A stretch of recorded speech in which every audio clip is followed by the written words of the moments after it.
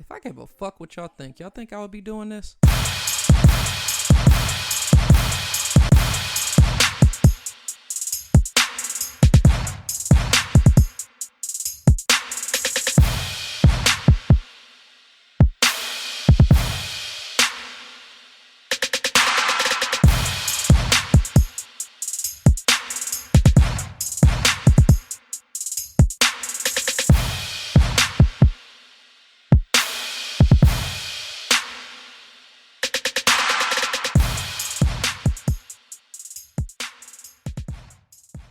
Welcome to the FMFU podcast, the podcast that's from me, for us. Vulgar but true, real and never fake. I'm your host, Reese, and I've got a lot of shit on my mind today, so let's get into it. Oh shit, my bad. Y'all caught me drinking. How's it going, people? Let's get into my shit.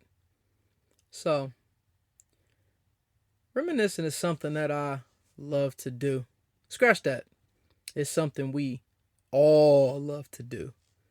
There's no better feeling than sitting back and thinking of all the good times you had back in your younger years or your teenage years or whatever years it was a while ago.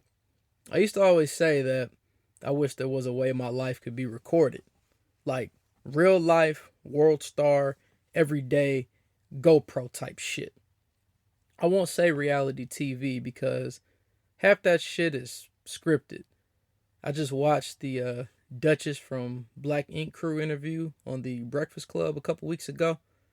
Man, I question all of that shit times 10 now. Like, she aired all of the fucking producers' dirty laundry out. So, yeah. Anyway, the memories of the past are what bring us to where we are today. Sometimes we think of how we used to say this or used to say that, and some of us even think, well, damn, man, I wish I could get this time back, or, you tell yourself things that, damn, I wish I could tell myself what I know now, the knowledge I know now, because you'd make better choices or maybe even different moves. The slogan when we were younger was, I don't want to grow up. I'm a Toys R Us kid. Well, that shit didn't always apply to me in certain aspects in my life. Don't get it twisted. I won't say I grew up too fast, as I was very much a kid. I played all the video games. I had about every system since the original Nintendo. Like, did you beat Super Mario 64 on the Nintendo 64 and get all 120 power stars? If you didn't, you're a bum. Go back and retry. I played outside all the time. I used to bust niggas' ass in kickball, two-hand touch, or we used to tackle each other, whatever. Or just I'd flat out dust your ass in a race. Like, I was pretty fast on my feet. I think I still am. We didn't have any smartphones or iPads, so we entertained ourselves outside with friends, activities, different things like that. Or we would beg our parents to let our friends stay the night. Remember that classic trick of, hey man, you ask her because she'll tell you yeah, but if I ask her, she gonna tell me no. Classic shit like that. Well, despite all those facts, I've always been very independent. I'm not sure if it's because I grew up as an only child. My mom got it right the first time, so she figured, hey, well, she ain't need no more kids. Wink, wink.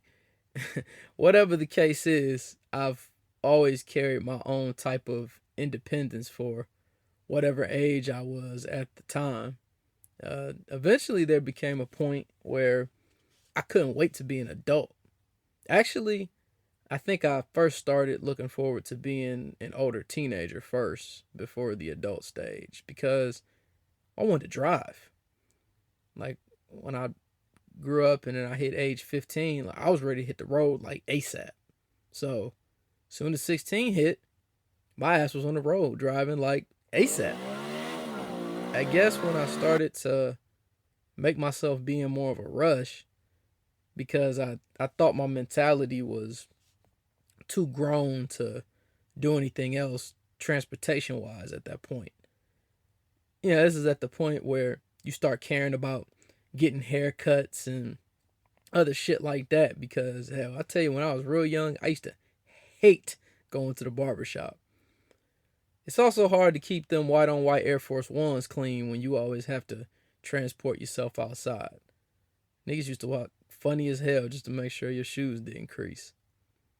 Also, not even just that, but I grew up in the Midwest off of Lake Erie. And you don't know cold until you have dealt with a lake effect winter. So, growing up there, it's cold as shit outside in the winter. And then you gotta wear your big ass academic jacket or your first down jacket, and then you riding on your bike to get up with some young chicken heads. That shit ain't always ideal. Hey, what kind of bike did you have back in the day? I had this cold ass silver mongoose. Remember the mongoose bikes was popping? I had this silver mongoose. Well, it wasn't even silver, it was chrome. It was all chrome. And it had the blue lettering on the belly. It was the blue lettering, and then the border was like white and black.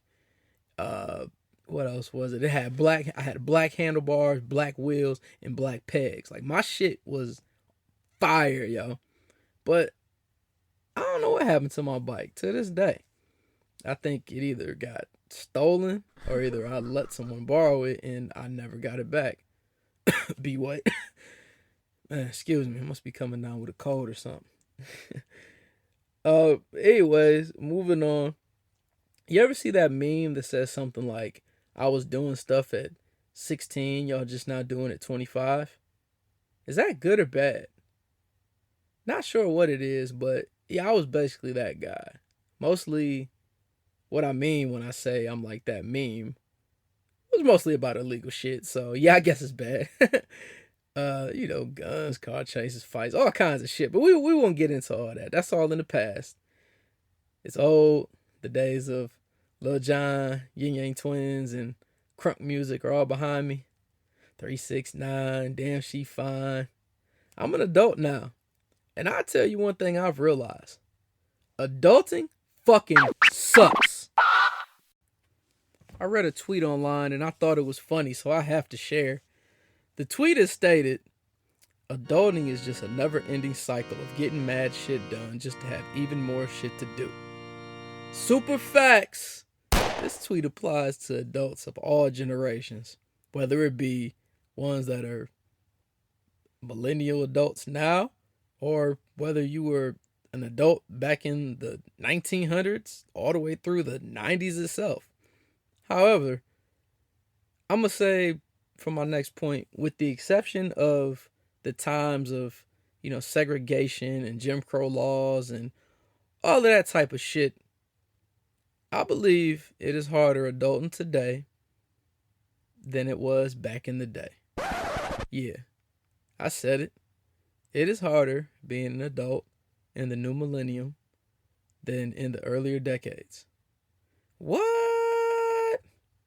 Now, before the all my life I had to fight motherfuckers start jumping on my ass because they feel they have to protect their time they started their adulting in, relax. Hey, what? Hey, why do we as a society feel, especially our older generations, that we need to protect the originals or the classics and nothing will ever be better? I mean, think about it. This shit happens in everything. Sports, TV shows, rap music, anything. No one or nothing can ever be better than the original. Shit like that sets a lot of limits for people trying to create success for themselves in their lives. Like, are we scared someone will come and take the crown of whatever throne that is being chased? Or is it only considered the best because of what was seen and what has been passed down from the older generations? Who will ever know the real answer? So Reese, my nigga, so you telling me you going against the grain? You telling me it's harder for y'all to be adults today than it was in the grind of the 70s, the 80s, or the 90s? Nigga, you crazy. No, the fuck I'm not. I'm not making excuses for saying being an adult today is harder than back in the day. I never make excuses. I'm about to cook up some of these facts for y'all. Cooking up these facts like cook crack. Back like cook crack. Adults in the millennium deal with a lot of issues that weren't dealt with in the 70s, 80s, or 90s. I'll just lump them together as the 70s through the 90s, since that won't include the 60s civil rights movement and things of such. But moving on, young adults, we deal with a lot. One thing we all deal with as young adults are stereotypes, assumptions, and people that always get labeled without any facts of anything. One thing that bothers me in life is when people make assumptions based on zero facts. I'm not quite sure on how or why people come up with conclusions they come up with, but they always do. I'm going to blame mental issues. But shit like this actually just happened to me over the weekend, ironically. So let's talk about that. So on Friday, I went to the Ebony Gala. Was fly as shit. Check the pics online if you haven't already. Nigga, Blazers was killing niggas. They couldn't fuck with us. You know what I'm saying? But we turned up. It was getting lit. And we had to take an elevator from the hotel we were in to get down to the convention center. Because the convention center was connected to the hotel that we were in. And the convention center, of course, is where the event was being held. So, mind you, there's like thousands of people at this event and probably hundreds of people trying to use the elevators to do the same shit we're doing at the same damn time. So hundreds of people trying to use a limited amount of elevators at the same damn time equals what? Well, the elevator's taking all damn day, of course. So a few minutes go by, we're taking some flicks, yeah, give me that portrait mode. And then the elevator comes, so we're finally on the elevator. And after waiting forever, we ready to roll. So everybody gets on, we squeeze on. And I'm thinking it's packed and we're about to get ready to go down. And the next thing I know, this gremlin looking bitch and her girl, they stop in the middle of the elevator door. And I guess the gremlin girl was helping her friend with either, her hair or helping her to fix her dress or some shit, but it was like, bitch, why the fuck you in the middle of the elevator door, preventing her from closing to fix her dress or whatever the fuck you doing? Like, why are you doing that? So, because we're sitting there waiting on these dumbasses, like, I'm in the back, so I kind of say it out loud, but it was jokingly, though. I was just like, hey, you can do that on the elevator. It wasn't malicious, it wasn't childish or anything, but I will be honest with you. In the back of my mind, I'm thinking, move, bitch, get out the way. So, because I made my comment, this gremlin looking hoe wants to get flipped and start talking trash. So, you know me, I don't give a damn who you are, how old you are. Respect is earned when respect is given. And disrespect for no reason is something that I'm not going to fucking tolerate. As I don't discriminate on who will get the wrath to troll Reese, I start riding her ass. Blame it on the goose. Shit had me kind of loose. So, I'm talking shit, saying whatever. I can't remember exactly, but, after I'm done riding her ass, she's saying whatever back, but then she kind of stops because she realized, she can't really say too much because, well, we was all in that bitch fly as fuck. Like, what you gonna say to us? We fly as shit. You don't know us.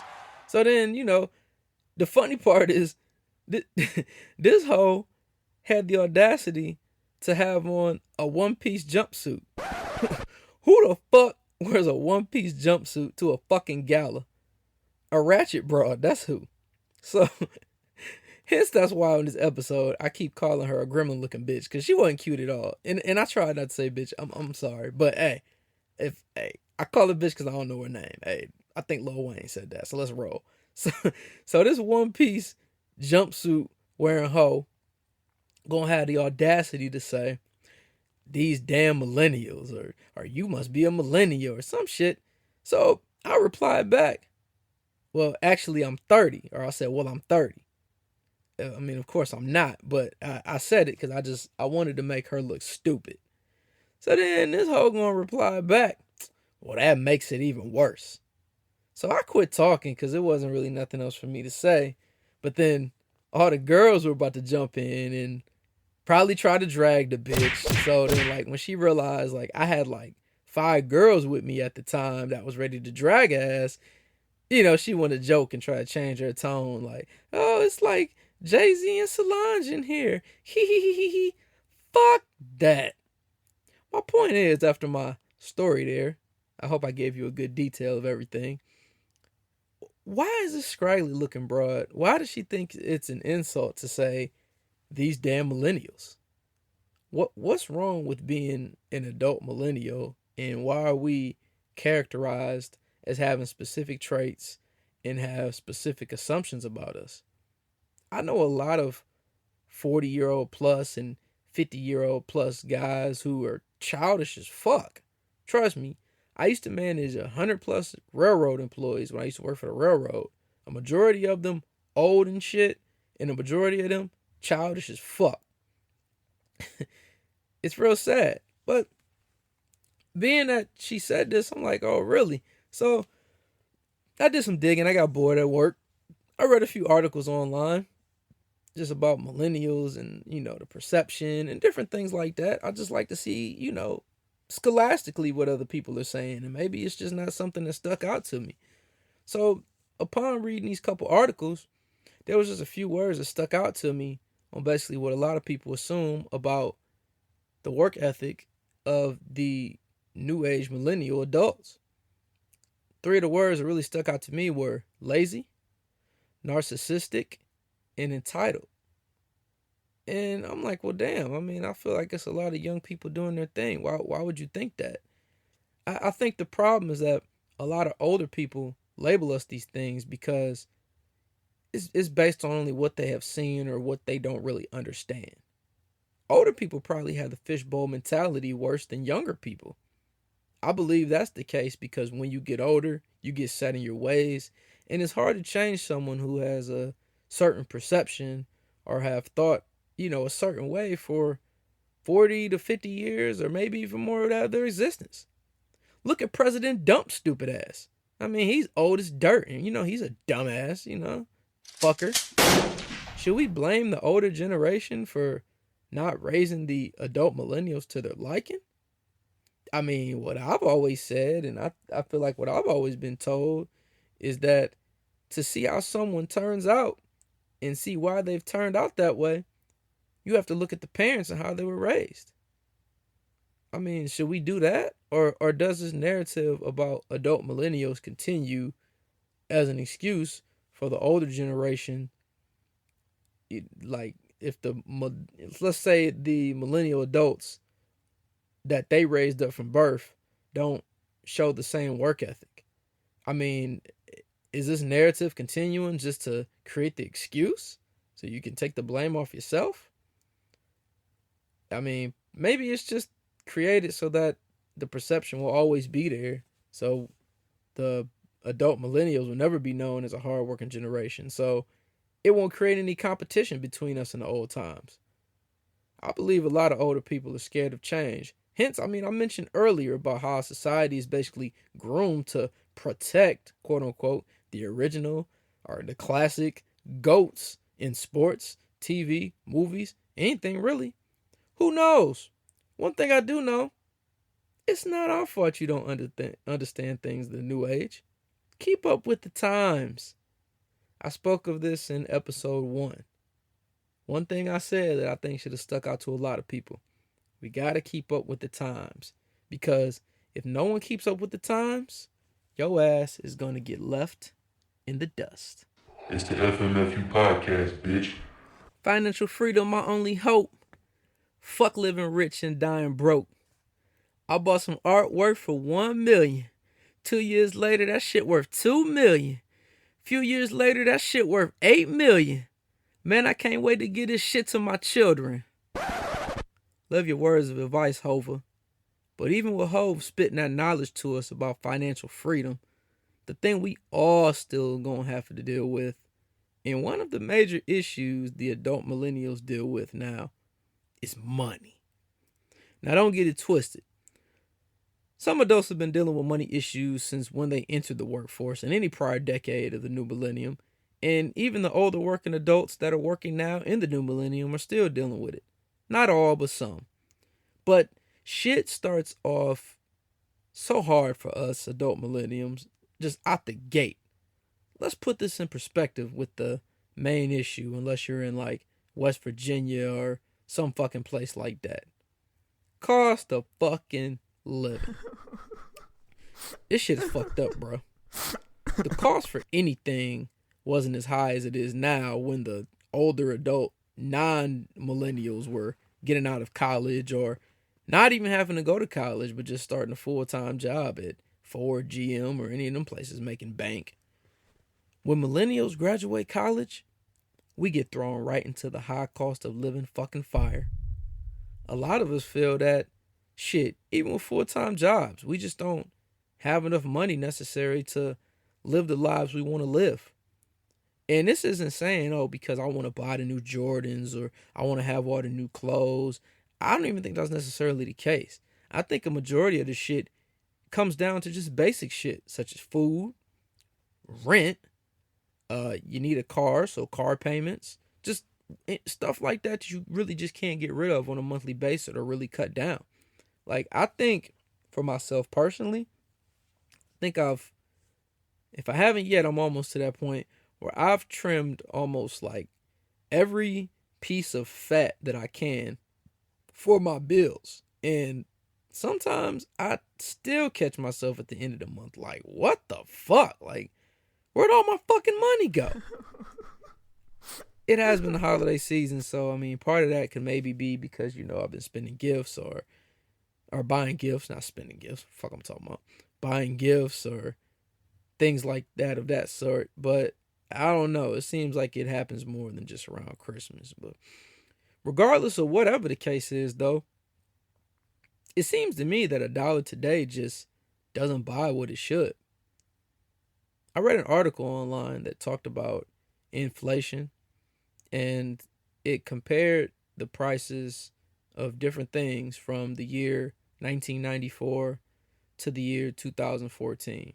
Now, obviously, this article is a few years old, but it still gives a pretty good perspective as the cost of living is, pretty much the same as it is now as it was in 2014. So you still kind of get the point based on this article. But a few things that stuck out to me, included this. So they said the Census Bureau reports that the average price of a new home in July of 1994 was $144K. Let's make it easy. So using the inflation calendar that they have, that would put the median price in the year of 2014, which would be 20 years later, at $232K. But in reality, the average sale price for July of 2014 was $339K. So if you do the math, homes in the year 2014 were selling for 46% higher than the price of inflation alone. That's pretty fucked up, isn't it? I don't think we're getting 46% more pay when they include inflation. I highly doubt that shit. Another example that they had was gas. Like a gallon of gas in 1994 cost $1.20. So the inflation calculator will put it to $1.93 in the year 2014, 20 years later. The actual price was about $3.69. Now that's nearly twice what it would be if inflation were the only cause for the increase. Now this one I kind of was skeptical because, we knew that the 9/11 shit happened and the war shit and all that other shit that was going on. So I'm like, okay, maybe that had a little bit of influence on it. So maybe that caused it to be a little more skewed. But let's be real, man. Gas was going to be higher than this inflation rate regardless. We know how this goes. This is America. I'm sure you would bet on that with me. It's the FMFU podcast, bitch. Here's the best example, though. They applied the same method to see if household incomes have similarly increased. So the median household income in 1994 was $32K. The most recent year with full data available was 2013, since the article was produced in 2014. So they adjusted for inflation as of that year, which would give a median income of 1,868. The Census Bureau reports that the actual median income was 51,939. Now, that is slightly higher than the predicted figure, but in conclusion, the average person, they're still making about the same amount of money when you account for inflation, but for a lot of your daily necessities, they've gone up considerably. So for each dollar earned, yeah, you're making more than you would be making 20 years ago. In fact, that's true, but you're going to buy less than you did 20 years ago because, like I just said, a house is 46% more than the inflation rate. That's 50, like, that's crazy. Just do the math. But in conclusion, fuck all the numbers. Basically, this just means we're getting fucked. We're getting fucked out the gate, out of school, everything. And there's nothing we can do about it, to be honest. I mean, we're in a situation where the cost of everything are probably at its highest, and the jobs aren't as readily available as they were back in the day. Think about it. Nowadays, to basically have any type of decent job, you need a degree, a trade, or some type of schooling. Unless you're like a predictive genius and you can day trade your ass off and you're good with the stocks, but good luck with that. I mean, to be real, you can do it. It's not impossible, but you need a very strong support system to back you up for that to happen. Back in the day, man, there were some jobs where you didn't even need a fucking degree. You graduate high school and then you go working in, especially in these blue collar towns, you go working in one of them factories, manufacturing, doing whatever, and you would be making what they considered bank at the time. So, thinking of making loads of money, you get a pension, a great paying job, and you get this great paying job right after high school, so you don't have any student loans or anything from college. You rolling in dough, bro. Like, it's just crazy. So we don't have that option as much. So being that we have to accumulate a lot more debt and things cost a lot more and it doesn't always match up with the pay, it's difficult for us. There's record levels of debt, higher cost of living, and the incomes just can't cover it all. So I think in conclusion, I just want to say, think about all of that before you judge the adult millennials and think, why y'all niggas ain't out here buying houses? Why y'all niggas ain't got this? Back in my day, I had blah, blah, blah, blah, blah. Shit's stressful, bruh. Give us some time to get it right. But to my adult millenniums out there, this isn't a get out of jail free card or a reason for you to continue to make excuses for not bettering yourself. Some of my listeners probably live in places where the cost of living isn't that bad. Deep South, Midwest. I used to make a killing when the rent was super cheap in the Midwest. Regardless of wherever you live, you should always be pushing towards positive progression in order to make things better for yourself and your future kids or your current kids. I talked about this on episode 1 as well. We want to set up the next generation to do better than us, then the one after that, then the one after that, then the one after that. I'm bringing it all full circle to end of 2017, people. Some things have got to change that we can't control. I agree. That's true. We do need change in America. But we can't give up on ourselves. No one wants to live paycheck to paycheck, and everybody likes nice things. Everybody likes to take trips. The more money you can do things for your woman, keep her happy, keep her shining, and she can keep you laced as well. But do what you got to do. Find another hustle. Get that higher degree. Figure out that second income. Write down your goals for the new year, new me. New year, new me.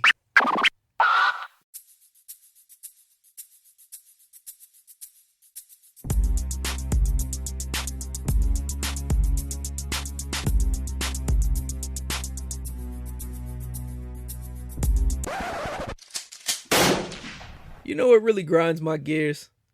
New year, new me. These motherfuckers be like, in 2018, I'm doing this. In 2018, I'm doing that. I'm doing this for the new year. Blah, blah, blah, blah, blah, blah, blah. No, the fuck you not. Now, this isn't to be negative, because I love positivity, as always. Unless the negativity comes to me and want a piece of that. I'm going to punch you like that dude punched that kangaroo when he had his dog in the headlock. But I think just what kills me with that more than anything is that false talk. A new year doesn't change anything. It's just a flip on the calendar. If you're labeling your goals only because, shit, oh well, nigga, it's the new year, so it's a fresh start, and it's gonna be good to me, you already starting the year off wrong. You have to make changes in your life that ultimately you probably aren't prepared to do due to the fact that you would have been made those changes. Why wait till January 1st, 2018 to cut that side dick off, ladies? You know that nigga ain't shit. You know he ain't shit. Cut that dick off. Why wait until January 1st, 2018 to get your shit together, fellas? Why you gotta wait? Oh, it's gonna be the new year. I'm gonna do the shit now. Nothing's holding you back but yourself. Now I know we're only 2 weeks away, so you like, well, what's 2 weeks gonna matter? And yeah, I agree. Okay, I understand. Like, it is pretty much that point where it's only a couple weeks. But think about this for the future, for when the next year rolls around. You don't need to wait till a new year to make new changes. Make the time yours. Make that shit happen, bro. Ladies, whoever's listening, whatever you are, dogs, cats, chickens, you're pretty man and fresh. Remember, man, there's 3 types of niggas in life. Niggas that watch it happen, niggas that make it happen, and niggas that don't even know what the fuck is going on. Most of the people who post all them memes ain't changing shit. And that's real. I'm not gonna go on and on about it, man, because shit speaks for itself, bro. I'd like to wish everyone a Merry Christmas and a Happy New Year. Make sure you spend time with your family and try to get some relaxed time in if you can. We all work hard, so we all deserve it. I know I damn sure will. Last episode of the year, people, and I think it was a pretty good one. Very informative. I put my Professor Reese cap on today a little bit because it was just some things on my mind as always. And if I got some shit on my mind, you know the first place I'm going to, and that's FMFU. Should have been a rapper. I'll be back the beginning of the year to continue talking all my shit with you. But if you haven't already, be sure to hit that subscribe button for me and catch up on any of the past episodes you may have missed. Also, to my iPhone users or anyone with iTunes on their computer, please, please, please leave a star rating and write a review. The podcast app on Apple is like very janky.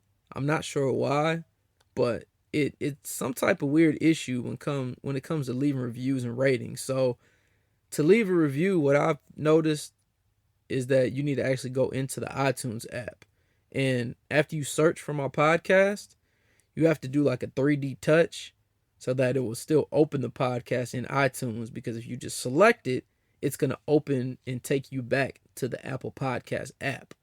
I did have some people who got through on my birthday. So whoever did and left them few, I know who you are. I appreciate it.